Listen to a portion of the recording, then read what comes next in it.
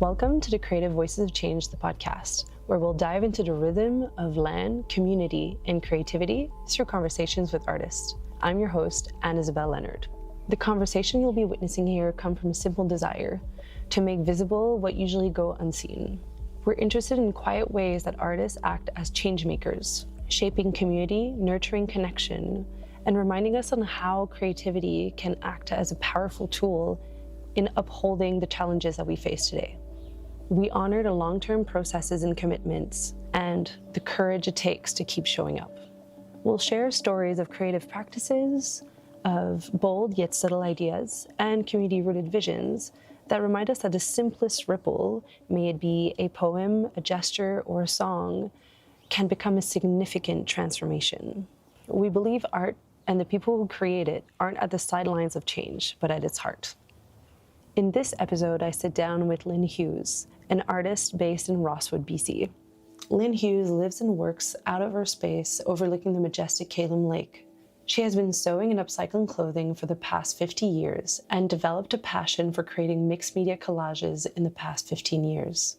She admits that she is captivated by the talent of many artists and does not strive to be the most sought-after carver, painter, or potter. However, she sees herself as a harvester for the lost, the broken, and the cast-offs.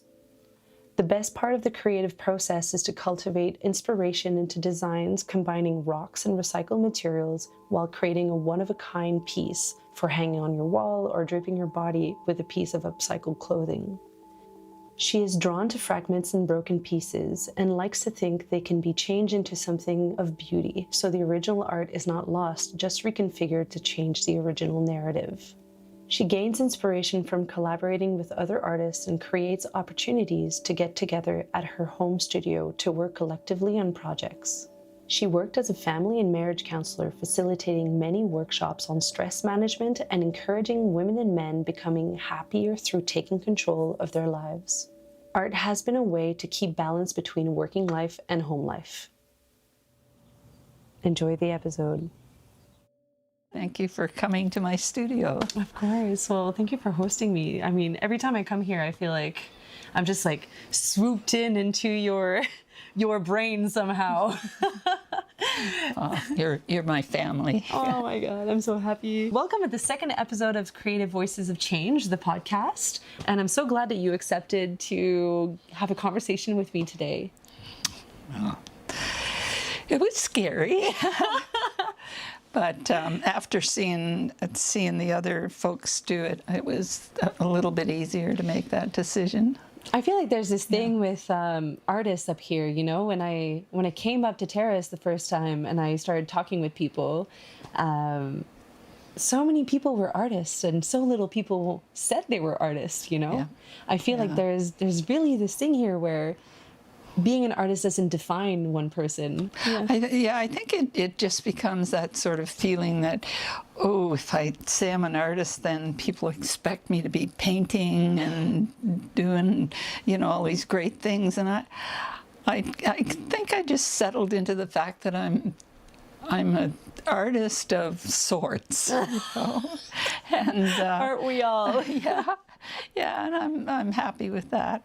Yeah. Before we start, I kind of want you to tell me a little bit about where we are right now, because I asked you to choose a place where you felt comfortable and a place that was dear to your heart. So where are we and what is this place? We're at Calum Lake, at the north end of Calum Lake, and I've lived here with my family in this old homestead for over 40 years now, and we renovated our house from an old log. We've got an old log house in the middle of our house, and so that gave us lots of creative energy to be able to uncover that log house, which we didn't know we had. And it was covered up? It was all covered up. It was a summer cottage for some people down in Oregon. And we were initially invited to be caretakers here. So we lived in the bush up in north in Rosswood, which is truly the bush. Which is truly the bush. We didn't have power when we moved here either, but they had a huge generator. So when we moved here, we thought we had died and gone to heaven because we had power, we had water, we had all the things that we didn't have to pack water and do all that. And we had, at that time, Jay was 2 years old, I think. And then we consequently got Cody after that. So we had a real house and real water and a real what we thought was a real big life, but we didn't have power. We just used the generator when we needed it. At the time, I was starting a new business in town, the counseling business. And so it made it a lot easier to not have babies with packing water. I feel like I can't even imagine. I feel like a lot of parents say that it's already, quite a challenge to be raising kids. Yeah. Imagine with having to pack your water and no electricity. And carry a baby up a stairs that is like one of those attic ladders. Yeah. Carry a baby up the stairs and get... And so it's a very singular place. Every time I come here, I really feel the layering of those years that you guys spent here and all the love that you poured into this place and the efforts as well. And I feel like this place is itself part of your own artistic process in some ways. Yes. And so I feel like there's kind of something alive in this patch of land, Yeah, I think it has been our dream, and now we get to just play. Like when we were caretakers, like we dream about owning it and what we do and what we could do, and so now we can do it, and we've got the good part is that like the garden was there, so we didn't have to homestead like most people. We had the garden, we had the barns, we had all of the woodshed, we had it all, and then we could concentrate on just doing the stuff that needed to be done. Hence 30 years later we get some insulation. How do you experience art as something that is ongoing? Because I feel like most of your practice, there is these layers of materials, there's these layers of time, there's these layers of I don't know, like just like people that went through your life. And so seeing that echoed in, you call this place the Callum Lake art. Is that what it is? So I was wondering like what a practice or a way of doing things that is, really anchored in process. Do you want to talk about that? What is process for you, Because I feel like it's everywhere around me right now. Yeah, well, I get really stymied when I think about what my process is, because I don't think if anybody was in my head, they would actually really understand what the process is. There's like, as John said yesterday, if you wake up in the morning and you don't have a project, then you get antsy. So it's all about, since I've retired now, I mean my whole work was a process of trying to understand people's issues and trying to help them learn their own path. And in doing that, I think I learned a lot about myself as well. And then, of course, I had a building that I could play with too. And so I created a safe place for people to come and visit and hang out and work. And then I mean, it just keeps building, you know, like I don't, creeping up almost. yeah, I know.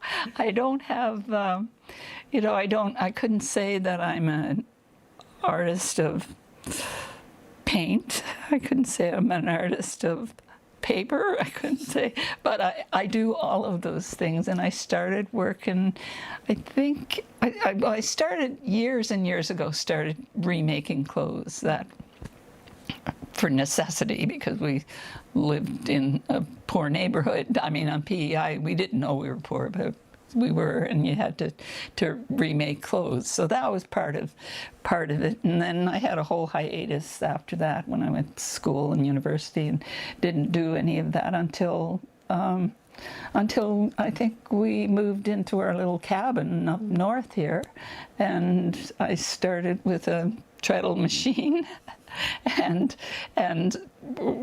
made clothes then, and then I turned to rocks. And I think I was trying to think of how did I get into the rock work, and my brother was living here at the time, and he made little Inuksuks, and I just loved them. They were just, and he was selling them at the market, and then he left town, and I was looking for something to do, and my friend had just passed, and he and his wife asked us if they could come down and do a ceremony on the beach. And then I built an Inukshuk for him, and then we did the ceremony, which was really nice. And then every day, every weekend, I'd go down and sort of speak to him and make little rock things for him, and then I made a few for his family, you know, pieces, and that's how I got into the rock stuff. And I just seem to fall into things, like not really saying, oh, I want to learn that or I want to do that, and I don't actually go and try to learn it properly. I just try to sort of figure out how I can do it myself. So I don't know if that's the process that It is, definitely. And you touched upon something that was very a saying for me and very telling. You touched upon this idea of learning something but never really learning how to do it. Yeah. And so there's this notion of mastery in there, and quality also. In art, you know, there's this whole tension of what is good art, what is bad art, how, you know, you have to become a master at something, but then you also have to find your own voice. Mm-hmm. I wonder, when you encounter art pieces or different artists in town, like, what for you, where does this quality lie if it's not in mastery? You know, is the mastery really in learning a skill to the finest? Because I feel like that's not what you're doing. No. And but I certainly can appreciate people that do that, like listening to people and listening to how they you know, can speak about their art and speak about all of this. And I just shudder at the thought of anybody asking me how this came about, because a lot of times I'll make a mistake, and then fix it. But that's like sort of how I really believe life is that if you make a mistake, then you're responsible for fixing it and doing the best you can with it, rather than just throwing it away or telling yourself it's ugly and don't show it to anybody, you know, like, so it's like, I think everybody looks at art like it's very personal to them. And when I look at other people's art, it's like, I'm afraid sometimes I go, oh my God, they're real artists, you know. That's gorgeous. And you know, I hope I can convey that to the artist. Your work, you know, you're talking about these collaborations with basically people's trash in some ways, you know, things that would go people away. they don't think is beautiful. And I like misshapen things, and I love that that it doesn't look perfect. And I don't always know, but I know that it's valuable. And there's a potter in town. The way that I sort of got started with the using the pottery and the rocks and was she was just an excellent potter, and she had stuff that she didn't really think that was saleable, so she gave me a whole bunch of it, and I could cut it up and use it. And so that was the first show that we had, was her pottery and my art, like, so her beautiful pieces of pottery, and then her not so beautiful pieces of pottery that I could make beautiful in my pieces. So sometimes I take them and put them in my cupboard so I can drink my coffee out of a cup that isn't perfect, you know. Where does that come from? I don't know. Was it always that way? It's always been that way. It's always been like, maybe it's how I got into the work I was in, you know, like people aren't perfect, and I just see them for who they are, and they are okay, you know. And so valuing them for who they are is probably the best thing you can do for somebody.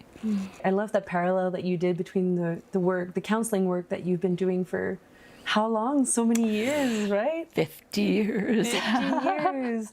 And then also all the creative work that you're doing on the side. How do you feel like being an artist and a creative in the world? How do you feel it affects your way to move in the world of being? Yeah. Well, I really think it's been helpful because, first of all, it's a real good stress reliever, and I think it sort of, I don't know, speaks to how I live my life, you know. Like, I mean, if you create beauty around you, and you know, are able to see beauty in chaos sometimes, it helps. It helps, rather than just seeing the chaos. There are so many different ways of going about things, right? And sometimes it is good to address and stay with the trouble, you know? Yeah.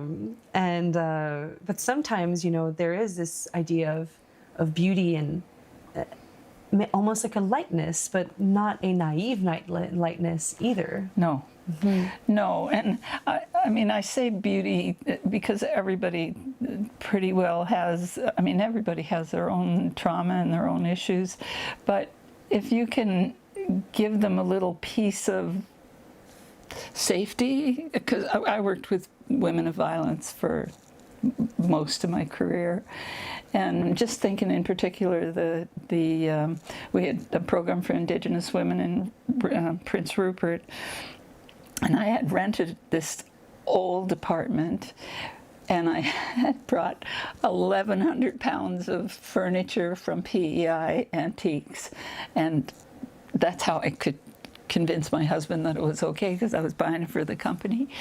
And our living room was full of antiques. It was our training room, and we had old sofas for when they entered, and the women absolutely loved it. Like, they just would come in and they go, because it was beautiful, you know, like, and it was old, and they had never had the opportunity to be in a place like that. It was just different, you know.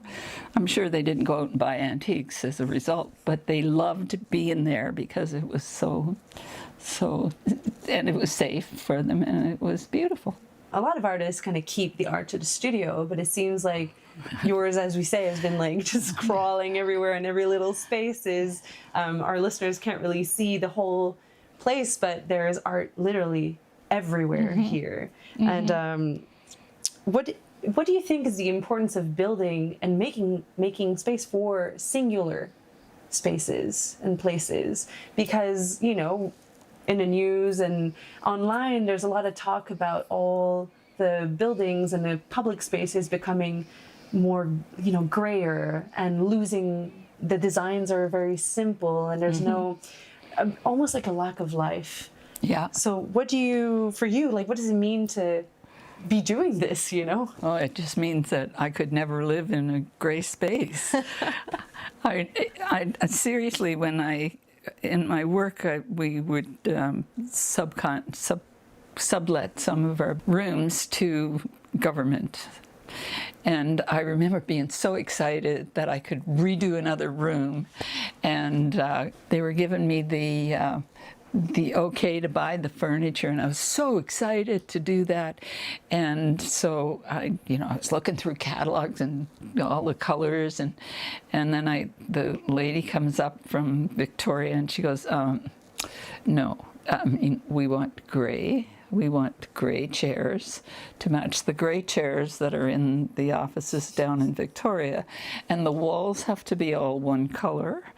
And you could see, my partner she said she could see my face just going, whoa. So I just said, okay, you guys buy the furniture, because I can't go out and buy gray furniture and gray walls. And so, yeah, that's my response to singular.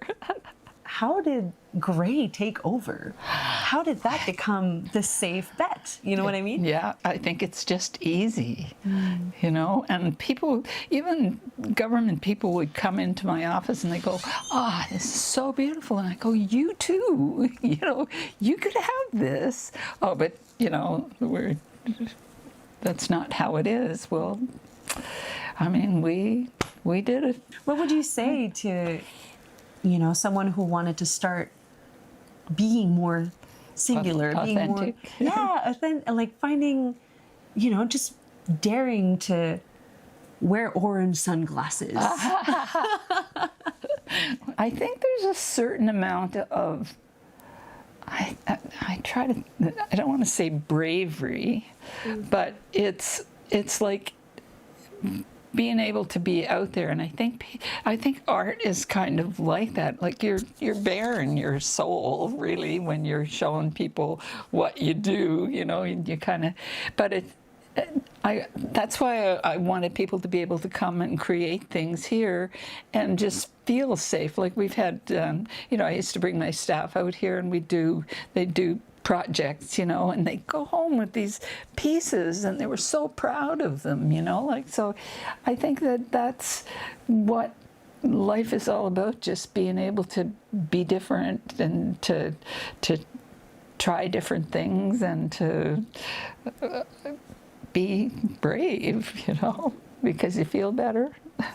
Yes, this bravery, because it says a lot about the risk that you take in every step, and you never know where you're going to end up. I know we've been making art here and there together, and it's just like, okay, where's Lynn going to go this time? No idea. And so, because you spoke about the community and hosting different events here, and of course, the collaboration pieces that you were talking earlier, what does community mean to you, and how does it affect you in your art making? I mean, if we didn't have a community who appreciated art, I think I'd be a lonely gal, because I do. I mean, I might work here alone, but it's always lovely to have people come and appreciate what you're doing, because it is an effort, and so and community, as well as having support. And support comes in different ways, support to just friendship, support in saying you can do it. My friend, I wasn't going to do the art walk this year, and she was going, "Well, you could do it. You could do it," because we had tried to get the art studio tour going, and there wasn't enough interest, and so, there were people going, "Well, you did it before. You can do it," but then the support came with all the help to make it happen, so that's what community means to me, is just having people who are caring enough to want to help other people. And so after all these years, you're saying that it's still hard every year to get it going? It's hard to think, okay, I'm going to do this, and maybe I've done it too much. Maybe this year is not going to be the year that people want to come. I got to so I try to shift it up a bit, you know. It is definitely a lot of effort to put everything, as you said, you put your heart out on, I want to say paper, but for you it's more any other canvases. And then of course all the showing, which reminds me of you telling me once how the whiteness of a gallery is a space that you don't really know how to be negotiate. in. Yeah, and so can you tell me a little bit more about that, about like where does art belong? And well, you know, like I look at the art in the gallery, and when we first, very first in 2020, I was I was going towards the gallery. Me and this potter were going to do our own show, and we were trying to figure out how we would make the gallery look. We had elaborate plans, but they were also going to be a lot of work. And so the pandemic hit, and here we were. We couldn't go in the gallery, so we said, well, we'll do our own art walk, which is what we did out here. So the gallery is a beautiful place, and it's a wonderful place to show some things, but I look at my stuff, and I just, you know, one piece, like I had a piece in the 12 by 12. One piece, I can make it work for the gallery. But the rest of it is like, it's pretty, I don't know, it's kind of organic. And so when I look at the white walls, it's kind of like white walls in my house. I don't have any, but it's just not me. But I sure appreciate the fact that we have a beautiful gallery, and of course people make it work, and I'm always in awe of it working, you know, like all kinds of installations have been so amazing. But I don't think I work that hard anymore. Well, you work hard differently in a way exactly. that that's it. I feel like in what you said, there was all this effort of wanting to make the space yours, you know, and in some ways when you say, you know, one piece would have worked, but then when you think about the collection of pieces, and so and then thinking about space, right? And so when you think about space and it doesn't work, because a backdrop is not what is needed to support the container. So this year was really good because we put the art out, my stuff outside, and the light came onto it, and it was I felt really, this was the best show that I think I felt that I had was this year.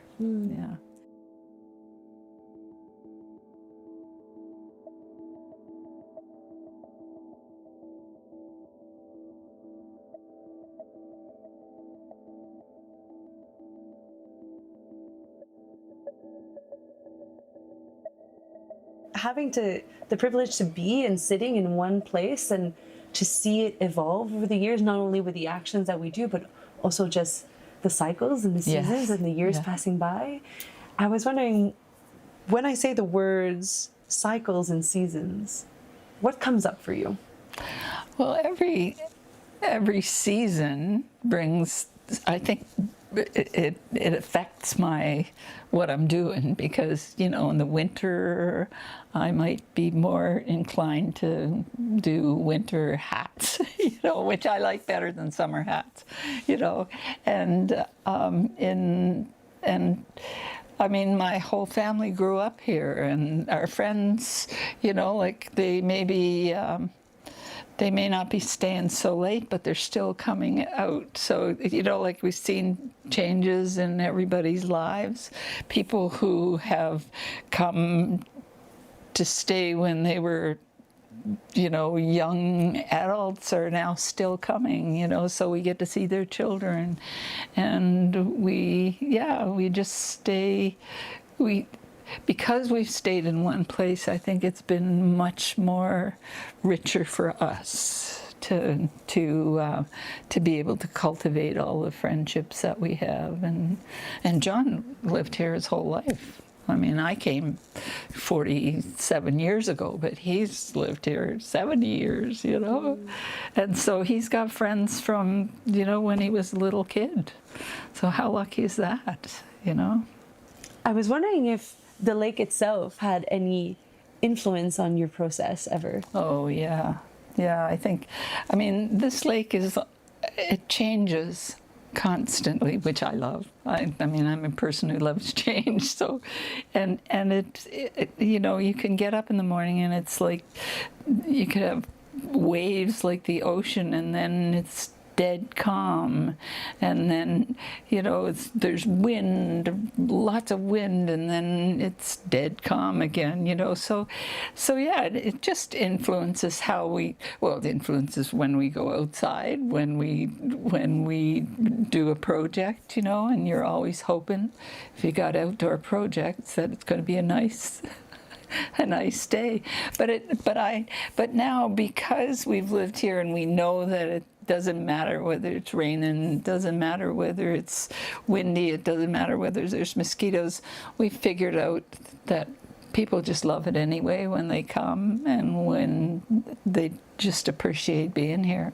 You know, living here, like, what's the biggest learning or teaching that you've received from being out here? You can't ever take for granted how lovely it is, because we just feel like if we ever take it for granted, we're just doing a disservice, you know, and might be taken away from us, you know. We try to meet every day, because he's got his jobs to do, and I got mine, and I never know where he is, and he knows I'm usually here, and then we meet down there, and there's never a day when we don't look around and go, nice place you got here, you know. And we talk about there's this one tree that, I don't know, we always, both of us just love that one tree that has, you know, a different color to all the other ones. Everything about this place is to be loved, you know. Yeah, it's a love that's hard to define, right? Oh yeah. Yeah, it's like, I mean, we feel really lucky. So it's just luck. It is luck. We didn't do anything to deserve it except just be in the right place at the right time, you know? I feel like you just described most of an artist's life. Exactly. Being at the right place at the right time. Yeah, it is. It's luck. I mean, it's being open to change. It's being open to other people, you know. Like, I mean, if you're totally closed in, then you don't get that.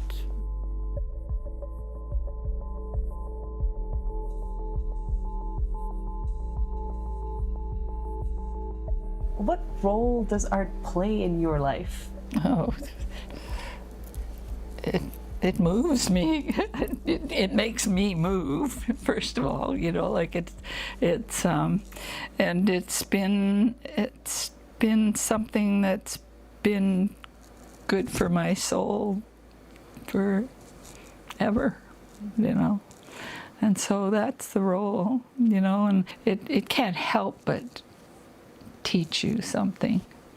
And it teaches me to be a bit more, I guess, I mean, just to be a bit more sure of myself. Because like I said, it's like something that nobody does, you know, like what I'm doing. Somebody will come along. I always think somebody's going to come along and they're going to take this and they're going to do such beautiful things, and then I'll go on to something else, you know, like, but that's, you know, it kind of humbles you when you see other people's stuff and you go, oh yeah, like I love it. I love when other people do stuff, you know. It's like, I think that's the best part about, you know, having people around, like, even if it's drawing on rock or painting rocks, it's like, oh my God, that's so cool, you know, like you don't think about that until you see somebody else doing it. And I think that's you know, there's, you know, that catchword is that, you know, I'm so inspired, you know, people say that, and it is for real, you know. But I think, how did I inspire that? You know, I always think, well, it's so easy to glue rocks on things. It'd be, you can do it. It comes back to the community that we were talking about, right? It's like seeing other people having these moment of inspirations also, right? Yeah. It's being inspired by others, but also having that inspiration. And in a world where we are confronted to constant change, and maybe also confronted to the fact that we are living in a world of impermanence, what does leaving a trace mean for you? What does it look like? And what does a legacy mean to you? Yeah, at 70, you're talking a lot about that these days. And I guess I just think that the legacy for me personally is to just leave this world with the idea that things are they can get better, and maybe if you wanted to do art, you can do art. If you want to write a book, you can write a book. John's mother started at the kitchen table, like when the kids were little, and she was my sort of mentor after I met her. I mean, she created constantly. You have to make it work for you, and if anybody can get that piece from me, and just learn that they have control over their own little world, that they can't control the world out there, but at least you can control yourself, and that would be my legacy. We all have to have fun and feel pleasure. And I feel like making space for pleasure and fun in 2025 and everything we're going through. Yeah. It's not really put forward. No. We all have the need for freedom, right? We all have the need to be loved and belong, and we all have the need to have fun. What do you think the role of pleasure is in a world that is seemingly collapsing on itself? So it's being able to look at what actually gives you enjoyment and going for that, and not always saying tomorrow I'll do it, and it could be just reading a book. It could be some little stolen moment, but then your body gets that sense that you have done something for yourself. And you might even have to get up at 6 a.m. to read, I think people just sort of, they get that sort of way, well, the only way I could have fun is, if I got a babysitter and I went out and did this or whatever. And, from history, for me, I haven't had a babysitter for 38 years, or I've needed one. So you have to take these little moments where now I have lots of them, but when the kids were little and as growing up, you had to find those little pleasurable moments. Might be just going to a garage sale with your best friend,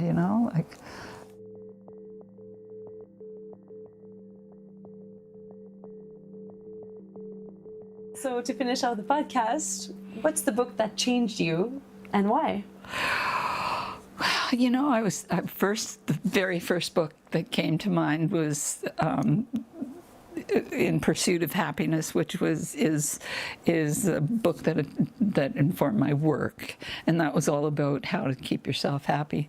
But then, as I was down talking to John, going, I need to have a book about art. I think I should have.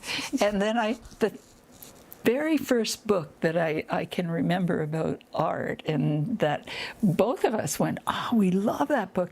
It was The House of All Sorts, and she's an artist that, it was way in the early 1900s, where she bought this house in Victoria and had a number of characters come through, and then wrote the book, Emily Carr, and then wrote a book called The House of All Sorts, and it's all about all the characters that came through.